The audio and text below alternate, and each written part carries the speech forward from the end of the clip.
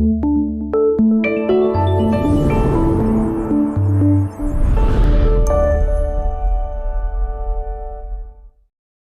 senang saudara begitu semangat di dalam memuji, memuliakan nama Tuhan. Dan saya terlalu yakin hati Tuhan disenangkan lewat pujian kita. Amin saudara. Seperti yang terpampang di depan ini, tema khotbah pada saat ini yaitu ketika kemurahan Tuhan dilepaskan. Ketika Tuhan atau kemurahan Tuhan dilepaskan, nanti kita akan melihat apa dampaknya, apa pengaruhnya ketika kemurahan Tuhan dilepaskan atas kehidupan kita. Saudara, ada satu hal yang perlu saudara ketahui, yaitu satu hal yang benar-benar perlu kita ketahui, yaitu saat saudara percaya Yesus. Ketika saudara percaya Yesus, saudara bukan hanya mendapatkan satu jaminan kita akan masuk surga, itu ya dan amin. Keinginan Tuhan, harapan Tuhan, setelah saudara percaya Yesus, saudara bukan hanya puas, yang penting aku masuk surga, itu ya saudaraku. Tetapi saudaraku, selain kita mewarisi kerajaan surga, ada satu berkat yang akan kita terima, yaitu kemurahan Tuhan selama saudara hidup di muka bumi ini.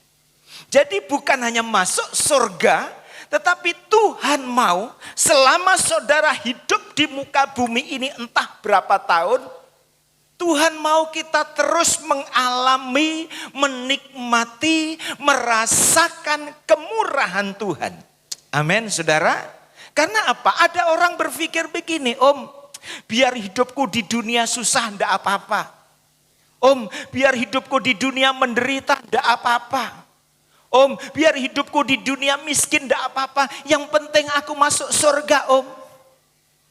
Mungkin ada di antara saudara pernah beranggapan begitu. Enggak apa-apa aku susah, enggak apa-apa aku menderita, enggak apa-apa aku miskin, enggak apa-apa. Yang penting aku masuk surga. Saudaraku, kelihatannya pernyataan ini baik.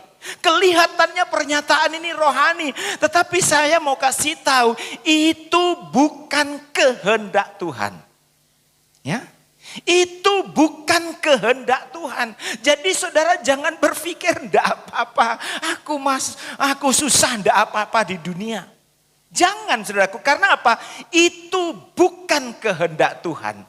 Mengapa saudaraku? Coba kita akan lihat ayatnya. Di dalam Yohanes pasal 10 ayat 10 bagian B. Yohanes pasal 10 ayat 10 bagian B. Aku datang supaya mereka mempunyai hidup dan mempunyainya dalam segala kelimpahan. Ini harapan Tuhan. Yesus datang ke dalam dunia. Yang pertama bukan hanya menyelamatkan orang yang percaya kepadanya. Tetapi yang kedua, keinginan harapan Tuhan. Saudara hidup dan hidup dengan segala kelimpahan. Amin saudara. Dan kelimpahan di sini ada dua hal. Yaitu kelimpahan jasmani dan kelimpahan rohani. Kita menikmati kemurahan Tuhan, kita menikmati pertolongan Tuhan, kita menikmati anugerah Tuhan, kita menikmati hadirat Tuhan. Itu berkat rohani, tetapi juga berkat jasmani. Jadi saudara jangan punya prinsip, enggak apa-apa aku susah Om, enggak apa-apa aku menderita di dunia Om. Yang penting aku masuk surga. Sekali lagi saya katakan, itu bukan keinginan Tuhan. Amin saudara. Amin. Itu bukan keinginan Tuhan. Dengan kata lain, selama saudara dan saya hidup di dunia ini, Tuhan rindu kita senantiasa mengalami kemurahan Tuhan. Dan saudara tahu, ketika kemurahan Tuhan itu dilepaskan kepada saudara, ketika kemurahan Tuhan itu kita alami, kita akan berkata, aduh bagaimana ya? Saya tidak pernah terfikir kalau saya tinggal di Labuan Bajo. Mungkin saudara pernah berkata begitu dalam hati. Aku tidak pernah membayangkan kalau aku bisa tinggal di Labuan Bajo. Mungkin saudara sekali lagi pernah berkata begitu. Kalau saudara bisa tinggal di Labuan Bajo, sementara saudara tidak ada mungkin harapan, tidak ada keinginan tinggal di Labuan Bajo, itulah yang namanya kemurahan Tuhan. Amin saudara. Tuhan setelah melepaskan kemurahannya kepada saudara, sehingga saudara tiba di Labuan Bajo. Mungkin saudara juga berkata, aku tidak menyangka kok usahaku kok majunya secepat ini. Mungkin menurut kita tidak menyangka. Tetapi itulah yang namanya kemurahan Tuhan. Aku tidak menyangka kalau aku yang dipromosikan. Sementara ada yang lebih senior, sementara ada yang lebih pantas untuk menduduki posisi itu, untuk menduduki jabatan itu Aku ini masih belum lama tetapi aku menduduki posisi itu. Itulah saya katakan, itu namanya kemurahan Tuhan. Kemurahan Tuhan telah dilepaskan kepada kita. Atau barangkali saudara berkata, aku tidak nyangka. Padahal dulu aku punya rencana, aku akan bekerja selama 10 tahun, baru aku akan bikin rumah. Itu rencana saudara. Tetapi kok ini baru 7 tahun, baru 5 tahun bekerja, kok aku sudah bisa memiliki rumah yang bagus. Sekali lagi itu saya katakan, itu kemurahan Tuhan yang telah dilepaskan kepada saudara dan saya. Amin saudaraku. Jadi artinya apa? Ketika kemurahan Tuhan itu dilepaskan, maka sesuatu yang tidak kita pikirkan sebelumnya, itulah yang kita alami.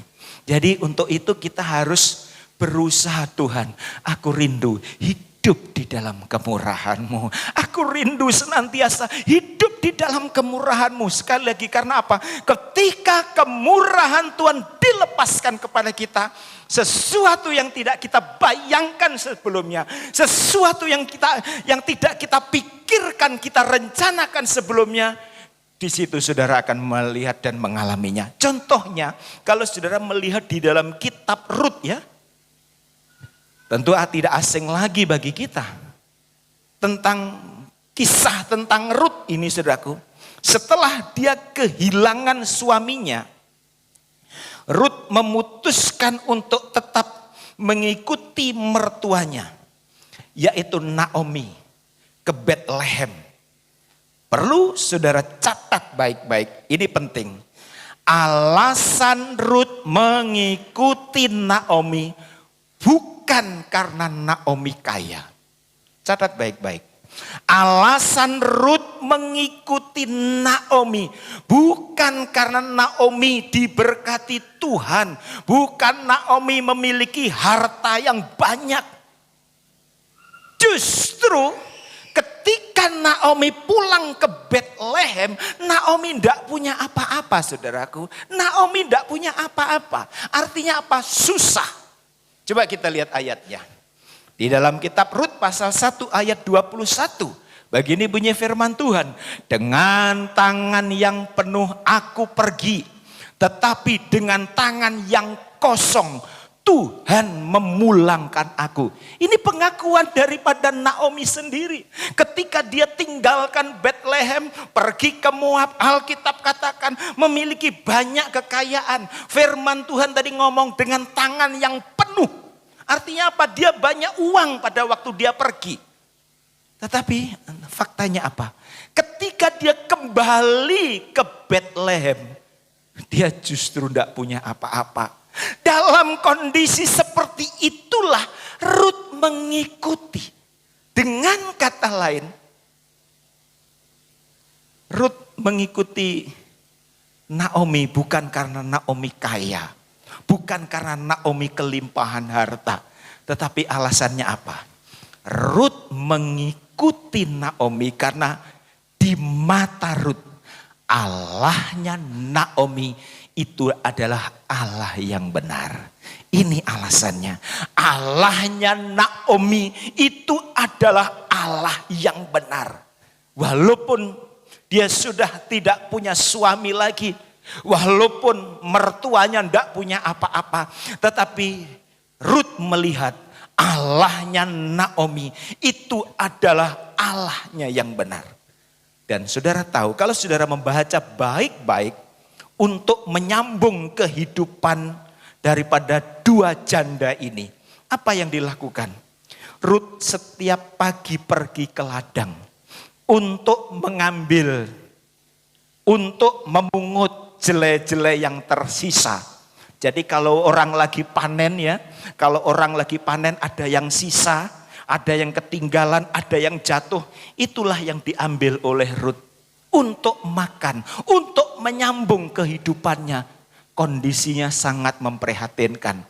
Tetapi saudara perhatikan, walaupun kedua janda ini susah saudaraku, ada satu pelajaran yang dapat kita ambil dari kehidupan daripada Rut. Rut tetap rajin bekerja. Ini, Rut tetap rajin bekerja. Dan ketika Rut rajin bekerja inilah, ada satu pribadi yang melihat apa yang dilakukan oleh Rut, yaitu siapa? Boas. Boas adalah pemilik daripada ladang itu. Melihat yang dilakukan Rut itu begitu antusias, begitu semangat. Akhirnya Boas ngomong sama orang-orang kerjanya. Coba lihat ayat ini. Di dalam Rut pasal 2 ayat yang ke-16. Bahkan haruslah kamu dengan sengaja menarik sedikit-sedikit dari onggokan jelai itu untuk dia. Dan meninggalkannya supaya dipungutnya. Janganlah berlaku kasar terhadap dia. Perhatikan kata sengaja. Perhatikan baik-baik kata sengaja. Ketika Boas melihat bahwa Rut begitu rajin mengambil sisa-sisa yang ketinggalan saudaraku. Dari jelai-jelai yang jatuh yang tidak diambil oleh karyawannya Boas. Timbul rasa belas kasihan sehingga dia ngomong sama karyawannya, "Hei, perhatikan itu perempuan. Sejak pagi sampai petang dia begitu rajin." Akhirnya apa yang dilakukan oleh Boas? Jangan ganggu dia. Jangan ganggu dia. Yang pertama begitu. Yang kedua, kamu ambil onggokan itu. Taruh, lepaskan dengan sengaja. Buang dengan sengaja. Agar apa? Perempuan yang rajin itu bisa ambil itu. Inilah yang saya mau katakan kemurahan Tuhan. Amin, saudara. Inilah yang saya mau katakan kemurahan Tuhan. Rut mendapatkan kemurahan Tuhan yang begitu luar biasa. Biasanya mungkin satu hari dari pagi sampai petang dia mungkin cuma mendapatkan 2 kilo. Dia mungkin cuma mendapatkan 1 kilo. Tetapi hari itu dia mendapatkan begitu banyak gandum. Karena apa? Kemurahan Tuhan dilepaskan lewat Boas. Kita lihat di sini dampak ketika kemurahan Tuhan itu dilepaskan dalam hidup kita, sesuatu yang tidak kita pikirkan sebelumnya itu akan dinyatakan. Amin, saudara. Mungkin saudara punya rencana, aku punya rencana. 5 tahun ke depan aku sudah bisa beli tanah. Itu mungkin rencana saudara. Atau 7 tahun ke depan aku sudah harus punya rumah. Atau 8 tahun ke depan aku sudah memiliki ladang sendiri. Itu mungkin rencanamu, rencana awal ketika saudara datang ke Labuan Bajo. Kok tiba-tiba baru 3 tahun kok sudah punya tanah? Kok tiba-tiba baru 4 tahun kok sudah bisa membuat rumah? Itulah saya katakan kemurahan Tuhan telah dilepaskan kepada kita. Amin, saudara. Untuk itu yang kita butuhkan ini adalah kemurahan Tuhan. Ayo saya mendorong kepada jemaat yang ada di tempat ini. Biarlah kita hidup di dalam kemurahan Tuhan. Karena apa? Ketika kita mengalami kemurahan Tuhan, wow, sesuatu yang tidak kita pikirkan itu yang akan terjadi. Ketika Rut pulang dengan membawa begitu banyak gandum, mertuanya tanya, "Rut, kok hari ini kamu mendapatkan gandum begitu banyak? Dari mana? Biasanya kamu cuma dapat 1 kilo, biasanya kamu cuma dapat 2 kilo, kok sekarang dapat begitu banyak?" Ketika Naomi tanya sama Rut, Rut pun juga bingung. Mungkin sambil garuk-garuk kepala. Saya sendiri juga bingung. Kenapa saya dapat begitu banyak hari ini? Ini saudaraku, ketika kemurahan Tuhan dicurahkan dalam hidupmu, akan membuat saudara bingung cara kerja Tuhan. Amin, saudara. Amin. Kok aku tiba-tiba dipromosikan? Kok aku tiba-tiba bertemu dengan orang yang tepat? Dan kita lihat, berkat Tuhan begitu luar biasa di dalam kehidupan Rut. Saat kemurahan Tuhan dicurahkan, dilepaskan kepada Rut. Yang pertama, dia mendapatkan gandum yang begitu banyak. Lalu yang kedua, dia bertemu dengan orang yang tepat. Dia tidak nyangka, justru di ladang dia ketemu jodohnya. Jadi ketemu jodoh itu tidak harus di mall, saudara.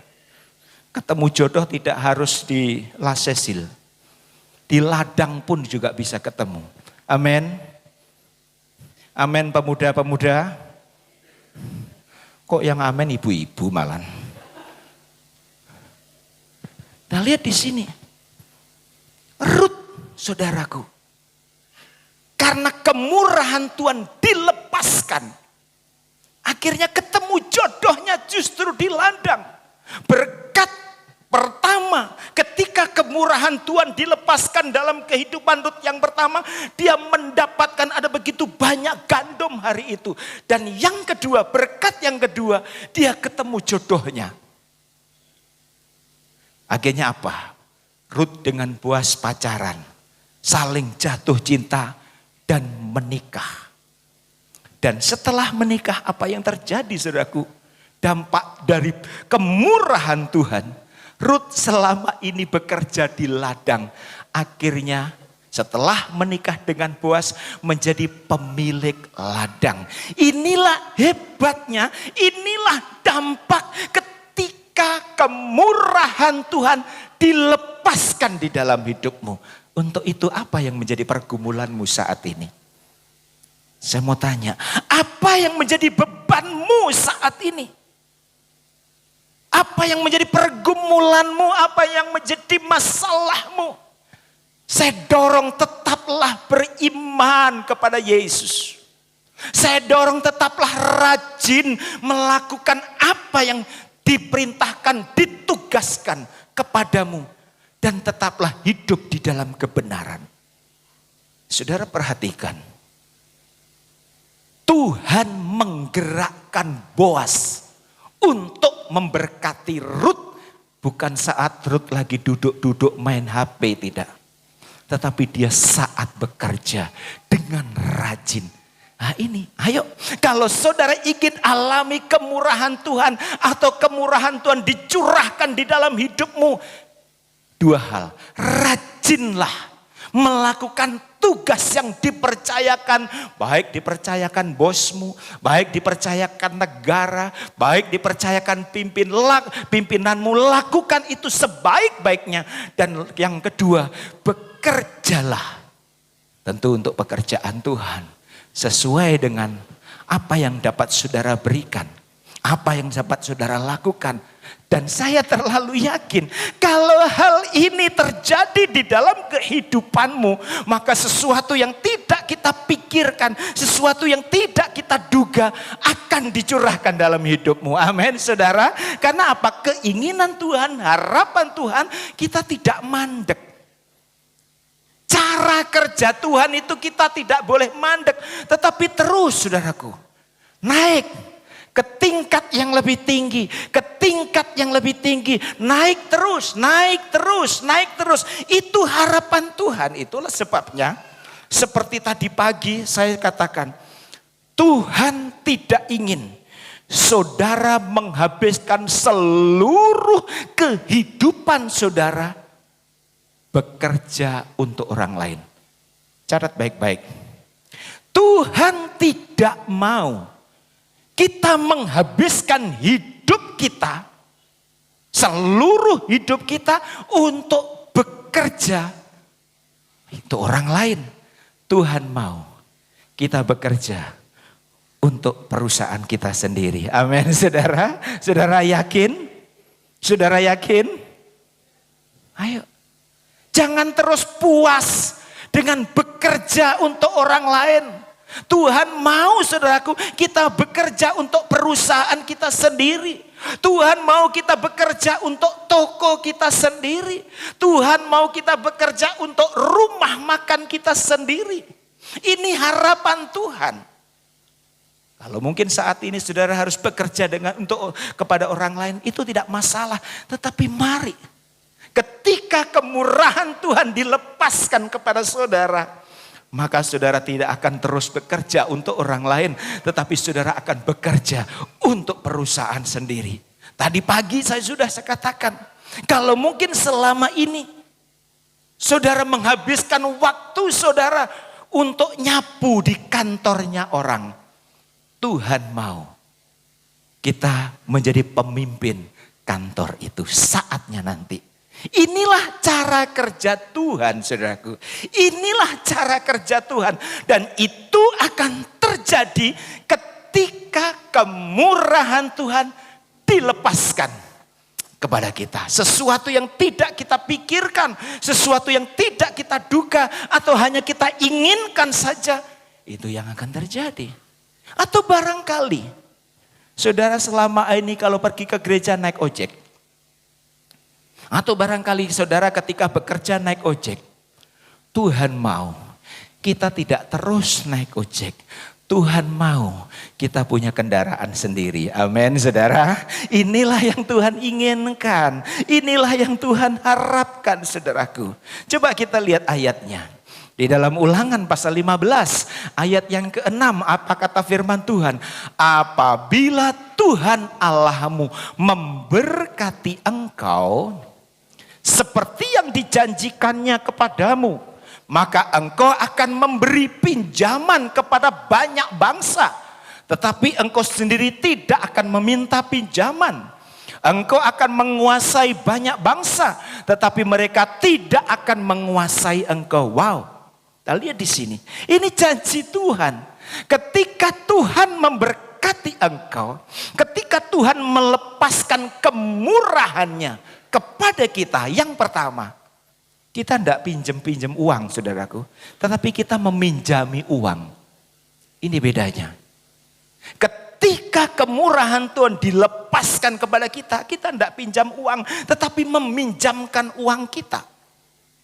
Lalu yang selanjutnya tadi, kita tidak dikuasai orang, tetapi orang yang kita kuasai artinya apa? Kita memimpin orang, bukan terus dipimpin, bukan terus diatur, tetapi kita yang mengatur, kita yang memimpin. Dan inilah sekali lagi, inilah sistem kerja Tuhan.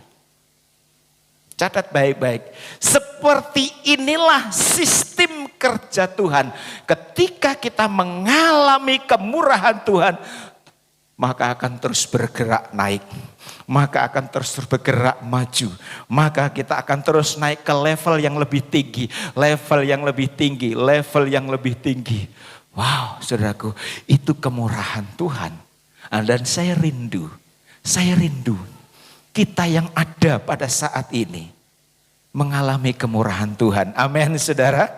Tuhan Yesus ingin membawa saudara ke tempat-tempat yang mungkin tidak pernah saudara bayangkan sebelumnya. Kok tiba-tiba aku sampai di Labuan Bajo.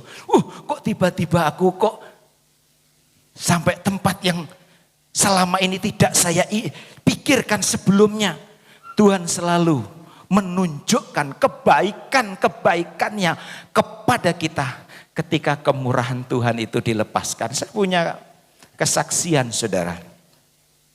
Ketika saya melayani di Talaut, Sulawesi Utara, Sangir Talaut, saudaraku.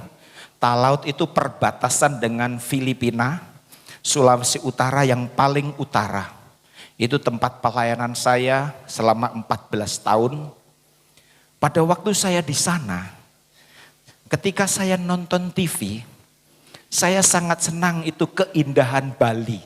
Wah, Bali itu begini-begini. Waduh, senang sekali. Pokoknya kalau kota Bali atau Denpasar itu ditayangkan, saya begitu antusias nonton. Wah, luar biasa. Kapan ya, dalam hati saudaraku, kapan ya saya bisa menginjak Pulau Bali?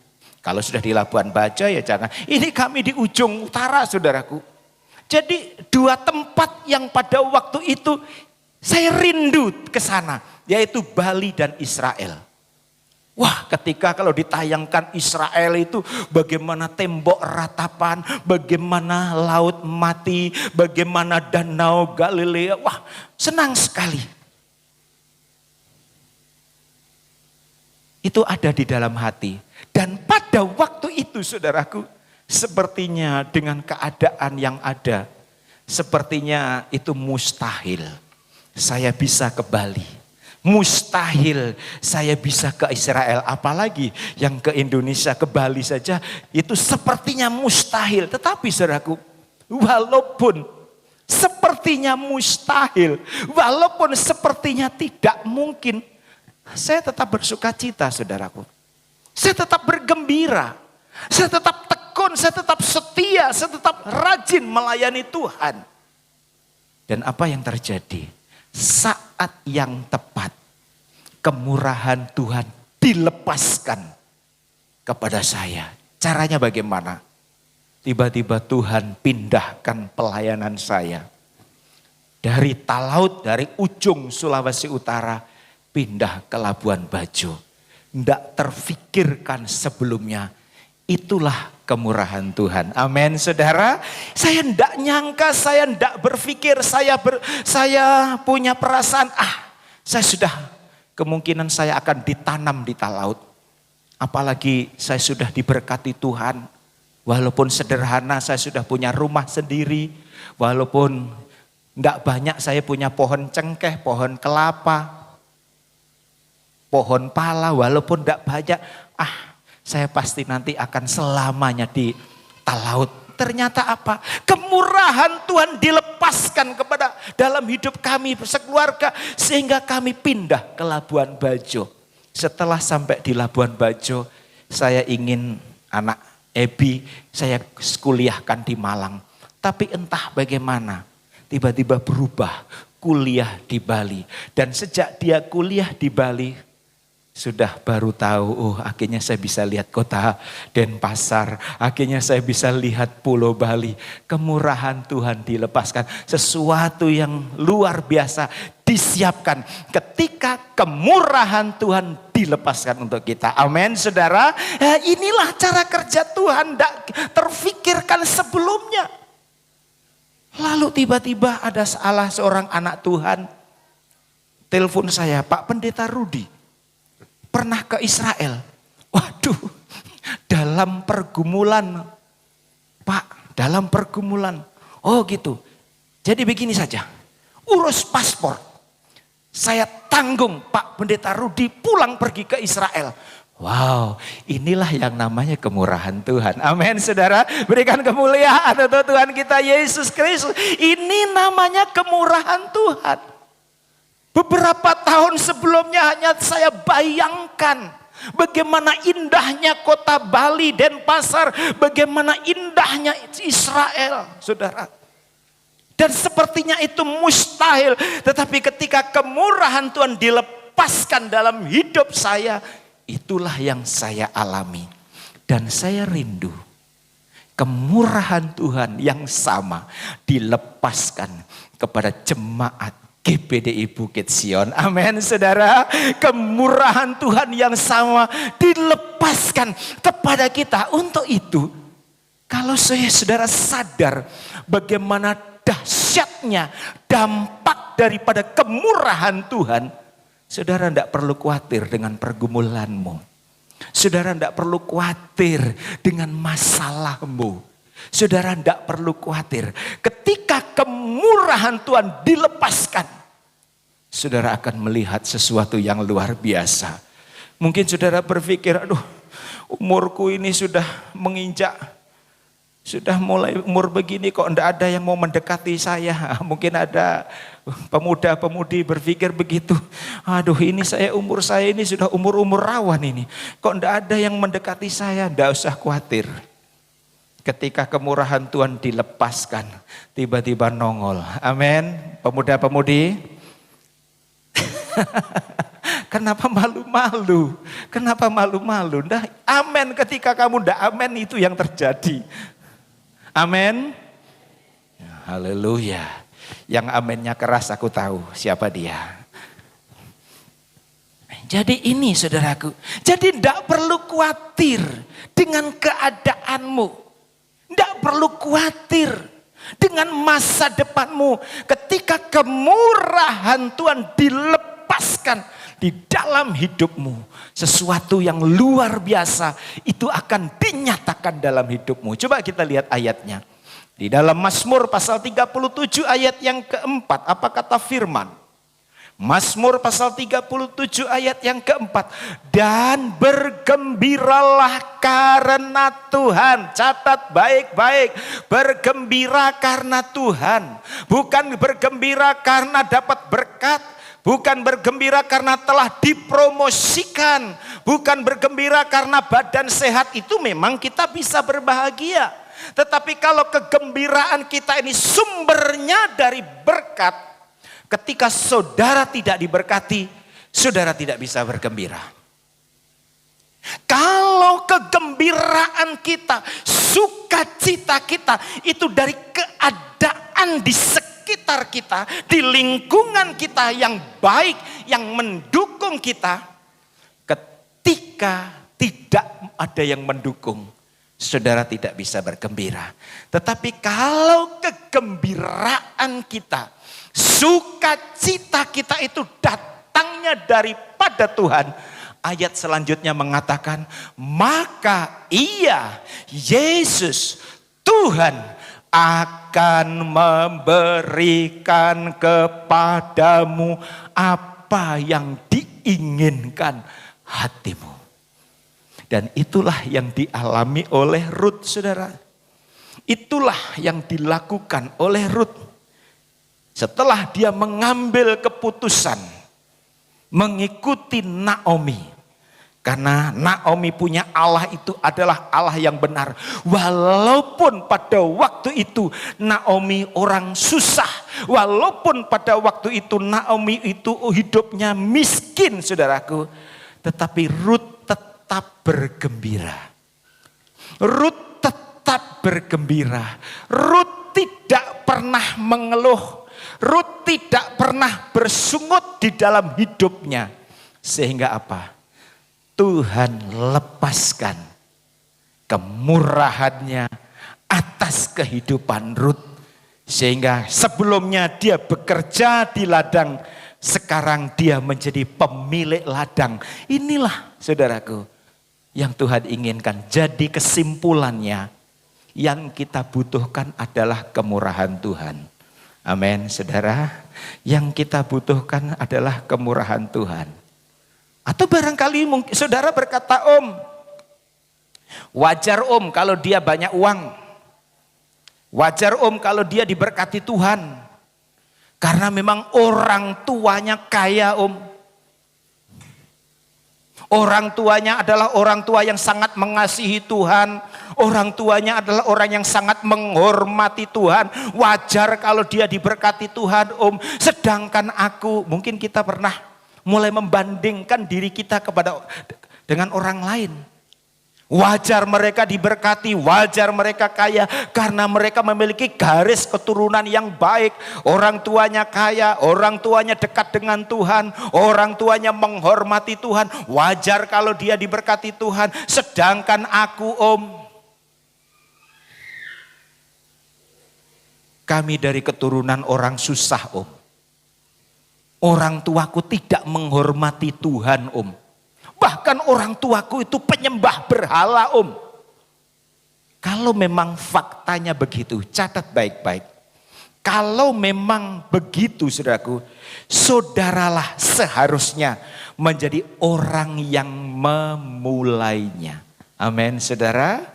Kalau memang latar belakang kita sekali lagi tidak bagus, penyembah berhala, tidak menghormati Tuhan. Sekali lagi, saudaralah seharusnya menjadi orang yang memulainya dari garis keturunan saudara. Sehingga keturunan saudara menjadi orang-orang yang diberkati. Contohnya saja Rut, saudaraku. Rut itu latar belakangnya bukan orang kaya. Rut latar belakangnya bukan orang hebat. Bahkan Alkitab katakan kalau saudara membaca Ulangan pasal 23 ayat 3, orang Moab itu tidak boleh masuk dalam jemaah Tuhan, saudaraku. Sampai keturunan ke-10 bahkan selama-lamanya orang Moab. Mereka penyembah berhala. Rut ini penyembah berhala. Seharusnya tidak bisa masuk dalam jemaah Tuhan. Tetapi kenapa Rut bisa masuk dalam jemaah Tuhan? Rut dari latar belakang tidak baik. Rut penyembah berhala. Rut orang susah. Tetapi faktanya Rut menjadi diberkati Tuhan. Bahkan Rut bisa masuk dalam jemaah Tuhan karena apa? Rut bertobat. Ini kuncinya. Rut mengakui bahwa Allahnya Naomi itu adalah Allah yang benar. Rut bertobat dan mulai dari keturunan Rutlah. Kalau saudara terus baca dari keturunan Rutlah lahirlah Yesus. Wow, saudaraku. Jadi saudara jangan beralasan orang tuaku penyembah berhala. Mungkin itu benar. Tetapi mulai dari saudaralah. Saudara jangan mewarisi orang tuamu yang menyembah berhala. Biarkan orang tuamu menyembah berhala. Stop. Lalu mulailah dari garis keturunan saudara yang menyembah Allah yang benar. Amin, saudara. Yang menyembah Yesus. Dan itulah berkat Tuhan akan dicurahkan untuk itu. Mari kita berdoa. Yesus, aku membutuhkan kemurahan-Mu. Kita berdoa, saudaraku. Yang sekali lagi yang kita butuhkan adalah kemurahan Tuhan. Kita berdoa, Tuhan, aku membutuhkan kemurahan-Mu di hari-hari ini. Ampuni kalau selama ini aku bergembira hanya karena berkat. Ampuni kalau selama ini aku bergembira karena aku telah dipromosikan. Silahkan pemain musik. Ampuni aku bisa bergembira karena semuanya berjalan dengan baik. Tetapi aku sulit bergembira ketika tantangan kesulitan datang dalam hidupku. Itu kenapa, saudaraku? Karena apa? Kegembiraan kita sumbernya bukan dari Tuhan. Kegembiraan kita sumbernya bukan dari Tuhan. Tetapi kalau kegembiraan kita, sukacita kita, sumbernya dari Tuhan. Wow, itu luar biasa. Sekalipun saat ini saudara menghadapi tantangan, sekalipun saat ini saudara menghadapi pergumulan hidup, saudara akan tetap bergembira. Dan ketika saudara bergembira, saat itulah Tuhan lepaskan kemurahannya atas hidup saudara dan saya. Haleluya. Ayo, yang kita butuhkan saat ini kemurahan Tuhan, saudaraku. Yang saat ini kita butuhkan adalah kemurahan Tuhan. Haleluya, Yesus.